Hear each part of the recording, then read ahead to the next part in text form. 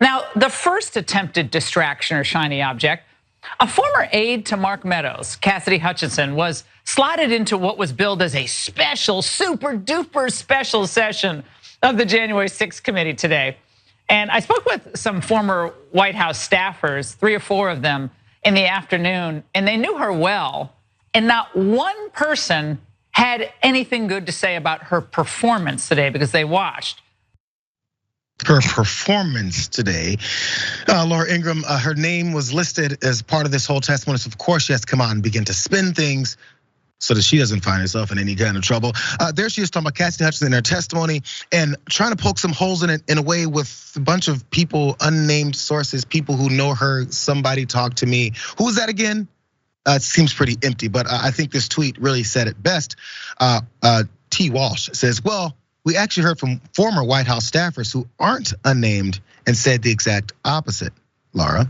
But so how about these real Trump staffers? Other people outside of even that said things like this. Alyssa Griffin tweeted this out in response to all this. Cassidy Hutchinson is my friend. I knew her testimony would be damning. I had no idea it'd be this damning. I'm so grateful for her courage and integrity, and to anyone who would try to impugn her character, I'd be glad to put you in touch with the January 6th committee to appear under oath, something they're not willing to do. Sarah Matthews, we mentioned her yesterday. Anyone that's downplaying Hutchinson's role or her access to the West Wing either doesn't understand how Trump White House works or is attempting to discredit her because they're scared of how damning this testimony is. And for those complaining of hearsay, imagine the January 6th committee would welcome any of those involved to deny those allegations under oath.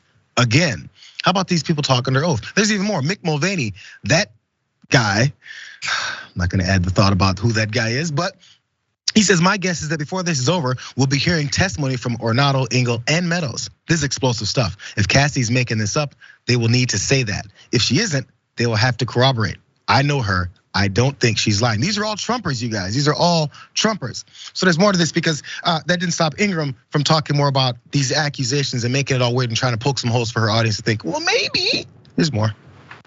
But she kept saying something to that effect, whether it was about Trump's reaction to Pence and the hanging chant or what.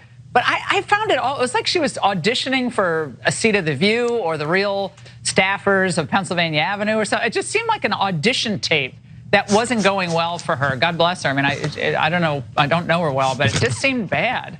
Well, there's a reason why conservatives think that libs go around and send the same emails to each other and have the same talking points. It's because they do. Okay, so now Cassidy Hutchinson is an actress. That's the trigger word here. Oh, she's acting. What a performance of hers. Madison Cawthorn apparently caught on with that too and decided to disparage character. Former congressman soon to be. Madison Cawthorn tweeted, why is Amber Heard testifying to the January 6th committee? Oh, Amber Heard, huh? That joke is so original that Christian Collins also said the same damn thing. Cassidy Hutchinson is Amber Heard 2.0. Pass it on. How about we pass on all the information that she exposed that your president conducted himself that day? What are your thoughts, Ray?